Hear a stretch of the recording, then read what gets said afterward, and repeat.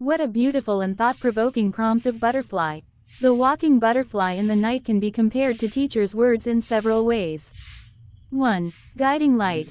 Just as a butterfly might navigate through darkness, a teacher's words can serve as a guiding light, illuminating the path to knowledge and understanding. 2. Delicate yet impactful. A butterfly's gentle flutter can have a significant impact, much like a teacher's words, which can be softly spoken yet profoundly influential. 3. Transformation.